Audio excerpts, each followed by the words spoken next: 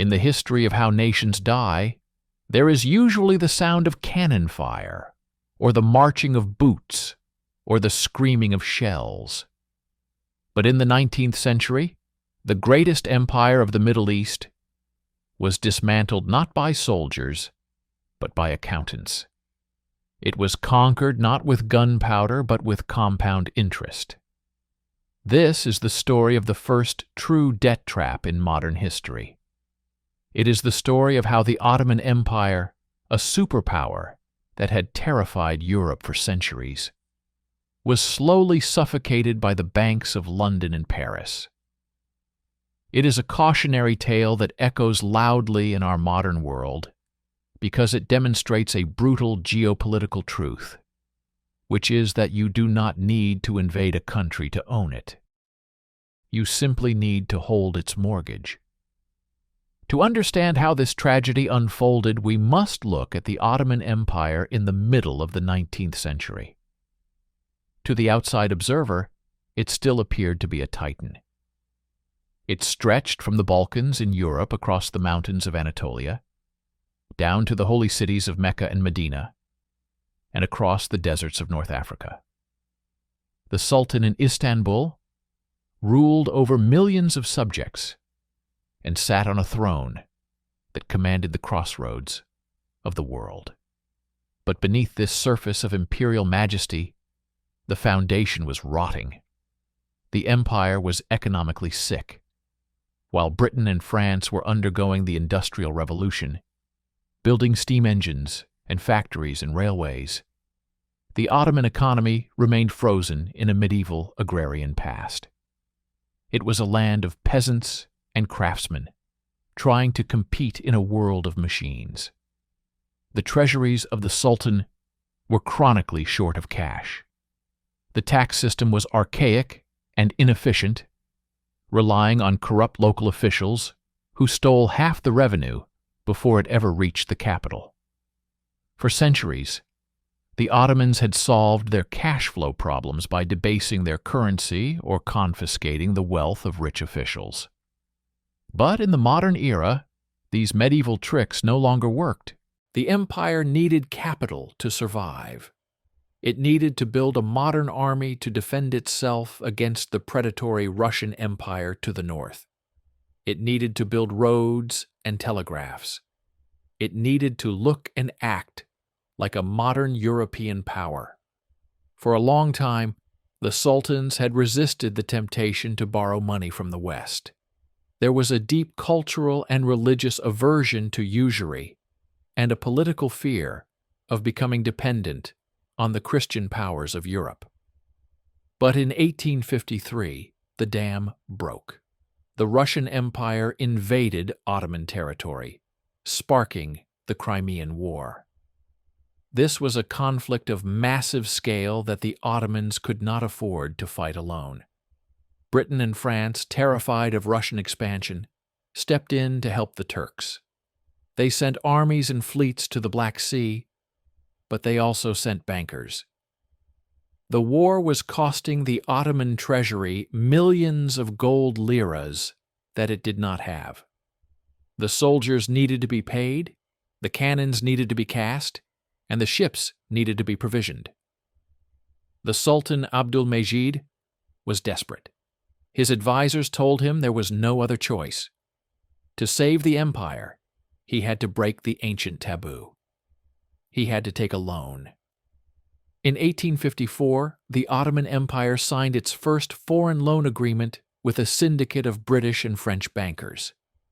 It was presented as a lifeline, a gesture of solidarity from allies fighting a common enemy. But in reality, it was the first shackle of the golden handcuffs. The terms of the loan were predatory. The bankers knew the Ottomans were a credit risk, so they demanded a steep price. The issue price was set at 80, which meant that for every 100 pounds of debt the Sultan signed for, he only received 80 pounds in cash. The bank kept the difference as a commission and a risk premium. However, the empire had to pay interest on the full 100. This was the original sin of Ottoman finance. They were borrowing money at an effective interest rate that was punishingly high, while receiving far less cash than they owed. But the cash that did arrive in Istanbul felt like a miracle. Suddenly, the army could be paid. The crisis was averted. The Russians were eventually defeated, and the Sultan felt a rush of relief and power. He had discovered a magic trick. He realized that with a simple signature on a piece of paper in London, he could summon floods of gold to his doorstep. The war ended in 1856, but the borrowing did not. The Sultan and the Ottoman elite had tasted the forbidden fruit of easy credit, and they became addicted instantly. They looked at the shining capitals of London and Paris with their gaslit boulevards and their marble opera houses, and they felt a deep sense of inferiority. They wanted Istanbul to look like a modern European capital. They wanted to prove to the world that they were not the sick man of Europe, but a civilized and wealthy power. So they began to spend, but they did not spend the borrowed money on factories or irrigation or education or things that would generate a return on investment. They spent it on prestige. They spent it on the ultimate symbol of imperial vanity, which was the Dolmabahçe Palace. Sultan Abdulaziz decided that the old Topkapi Palace, the home of his ancestors for 400 years, was too old-fashioned. It was too Asian. He wanted a palace that rivaled Versailles. He wanted a palace that would make Queen Victoria jealous. So he ordered the construction of a massive edifice on the shores of the Bosphorus. The Dolmabahçe Palace is a building of staggering opulence. It is filled with 14 tons of gold leaf. It contains the largest crystal chandelier in the world, a gift from the British Queen. The staircase is made of baccarat crystal. The carpets are silk. The walls are lined with Italian marble. It is a breathtakingly beautiful building. But it is also a tombstone. It was built entirely with borrowed money. While the peasants of Anatolia were scratching a living from the dry earth, using wooden plows, the Sultan was importing crystal from Bohemia and gold from France to decorate a house he could not afford. The cost of the palace was 5 million Ottoman gold liras, which was the equivalent of a quarter of the entire yearly tax revenue of the empire. To pay for this, the Sultan went back to the bankers in 1855, then again in 1858, then again in 1860. Each time, the bankers in London and Paris were happy to lend. They were making a fortune on the commissions and the high interest rates. They knew the empire was struggling, but they assumed that Britain and France would never let the Ottomans fail because they were geographically too important. This is the concept of moral hazard. The bankers took risks because they believed the governments would bail them out. By the 1860s, the Ottoman financial situation had turned into a classic Ponzi scheme. The empire was not generating enough tax revenue to pay the interest on the old loans. So, it had to take out new loans just to pay the interest on the previous ones. They were digging a hole to fill a hole. The debt payments began to consume the entire budget. In 1860, the empire was spending perhaps 15% of its income on debt. By 1870, that number had risen to over 50%. Think about the implications of that figure. 50 cents of every dollar collected from a fisherman in Greece or a farmer in Syria was leaving the country instantly to pay a coupon to a bondholder in London. That meant there was no money left for the army, no money for the navy, no money for schools, and no money for infrastructure. the state was being hollowed out from the inside. To keep the system going, the government turned to a group of local financiers known as the Galata bankers. These were mostly Greek and Armenian families who lived in the Galata district of Istanbul. They acted as loan sharks to the government. When the treasury ran dry before the next big European loan came in, the Grand Vizier would go to the Galata bankers and borrow money at short-term rates of 18% or 20%, or even higher. It was financial suicide. The Sultan at this time was Abdulaziz, who had succeeded his brother. Abdulaziz was a man with a massive ego and a love for military hardware. He didn't just build palaces, he built a navy. He looked at the British Royal Navy and decided he wanted one too. He ordered massive ironclad warships from British shipyards. He bought the latest rifled cannons from Germany. For a brief moment, the Ottoman Navy was the third largest in the world on paper. But it was a fleet that the empire could not afford to fuel or maintain. The ships sat in the Golden Horn rusting because there was no coal. They were floating piles of debt. The tipping point arrived in 1873. A financial panic started in Vienna and spread across the globe, causing a depression known as the Long Depression. Global capital dried up. The European banks, suffering their own liquidity crisis, stopped lending. The music stopped. At the exact same time, nature turned against the Ottomans. A catastrophic drought struck the heartland of Anatolia in 1873 and 1874. The crops failed. The sheep died. The peasants, who were the tax base of the empire, faced starvation. Famine stalked the land. The tax collectors went into the villages demanding payment and found nothing but dust and corpses. The revenue stream collapsed, but the debt payments remained fixed. In the summer of 1875, the Grand Vizier Mahmud Nedim Pasha looked at the ledgers and realized the game was up. The treasury was empty. There was a massive payment due to the European bondholders in October, and there was simply no cash to pay it. He tried to float a new loan, but the markets were closed. No one would lend a penny to the sick man. The empire faced a choice. It could starve its own people to pay the foreign bankers, or it could stop paying. On October 6, 1875, the Ottoman government issued a decree that shook the financial pillars of Europe. It was known as the Decree of Ramadan. In this document, the government announced that it would cut its debt payments in half. It would pay 50% in cash and the other 50% in paper IOUs that promised a 5% return. In the polite language of diplomacy, this was a moratorium.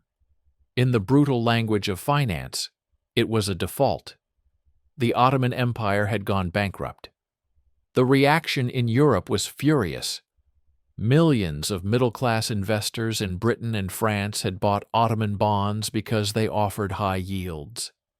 Vicars in England and shopkeepers in Paris saw their savings wiped out overnight. The newspapers screamed that the Turks were thieves and swindlers. The diplomatic support that Britain and France had given the Ottomans against Russia evaporated. This financial weakness immediately invited aggression. Seeing that the Sultan was broke and friendless, the Russian Empire saw an opportunity to finish the job they had started in the Crimea. In 1877, Russia declared war. The Russo-Turkish War of 1877 was a disaster for the Ottomans. The Ottoman army fought bravely, but they were unpaid, undersupplied, and demoralized. The Russians marched all the way to the suburbs of Istanbul. They could see the minarets of the Hagia Sophia. the empire was forced to sign a humiliating peace treaty, ceding vast territories in the Balkans and the Caucasus. But the most devastating clause of the peace treaty was financial. The Russians imposed a massive war indemnity. They demanded that the Ottomans pay them over 800 million francs as punishment for the war. Now the Ottoman Empire was in a truly impossible position. It owed hundreds of millions of pounds to the British and French bankers, which it had already defaulted on. And on top of that, it now owed a massive war debt to the Russian Tsar. The total debt load was now far greater than the entire value of the Ottoman economy. The empire was insolvent. It was defenseless. It had lost its credit, its territory, and its dignity. The Sultan Abdulhamid II, who had ascended the throne during this chaos, sat in his palace knowing that he was the ruler of a corpse. He waited for the European powers to carve up his lands. But the British and the French had a different idea. They didn't want to conquer the Ottoman Empire territorially. That would be messy and expensive. It would require armies and administration. They had a much smarter idea. They wanted to conquer it financially. They realized that if they simply annexed the Ottoman economy, they could extract wealth indefinitely, without the hassle of governing the people. In 1881, the representatives of the European bondholders came to Istanbul. They were not generals. They were bankers. They carried briefcases, not swords. They sat down with the Ottoman officials and dictated the terms of surrender. They weren't asking for land. They were asking for the cash flow. This negotiation led to the Decree of Muharrem issued in December 1881. It was the death certificate of Ottoman independence and the birth certificate of the debt trap. It established an organization that was unique in the history of imperialism. It was called the Ottoman Public Debt Administration, or the OPDA. This was the mechanism of the soft conquest. The OPDA was not a government agency. It was a corporation run by a board of directors representing the banks of Britain, France, Germany, Italy, and Austria. It was headquartered in a massive, fortress-like building in Istanbul that loomed over the city, a physical symbol of who was really in charge. The decree handed over the empire's most valuable sources of revenue directly to this foreign corporation. The Sultan agreed that he could no longer be trusted to collect taxes, so the OPDA would do it for him. The taxes on silk were handed over to the OPDA. The taxes on salt were handed over to the OPDA. The taxes on fishing, the taxes on spirits, the taxes on tobacco, and the stamp duty on all legal documents were all legally transferred to the control of European bankers. The OPDA built its own bureaucracy. It hired over 5,000 tax collectors. These men wore uniforms, carried weapons, and answered not to the Sultan, but to the board of directors. They fanned out across the empire from the mountains of Macedonia to the coast of Syria. They went into the villages and the markets, and they collected the wealth of the Ottoman people.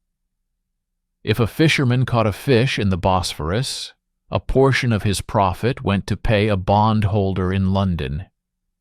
If a farmer harvested silk cocoons in Bursa, the profit went to a banker in Paris. If a peasant bought a bag of salt for his soup, the tax went to Berlin. It was a state within a state. The OPDA was incredibly efficient. Unlike the corrupt Ottoman bureaucracy, the OPDA was run with modern European accounting standards. They built warehouses. They improved salt mines. They distributed disease-free silkworm eggs to farmers. They actually grew the economy, but they grew it for the benefit of the creditors, not the citizens. Between 1881 and 1914, The OPDA collected roughly one-third of the total revenue of the Ottoman Empire. Think about that figure. 1 out of every 3 coins generated by the economy was siphoned off and sent abroad to service the debt. The Ottoman government was left with the scraps. They had to run a massive empire, pay an army, and maintain a court with only 2/3 of their own tax base. This meant that the Ottoman state remained perpetually poor. They couldn't invest in education. They couldn't build their own industries. They couldn't modernize their infrastructure. They were trapped in a cycle of underdevelopment because their surplus capital was being extracted by the debt trap. The Sultan became a puppet in his own house. He reigned, but the OPDA ruled.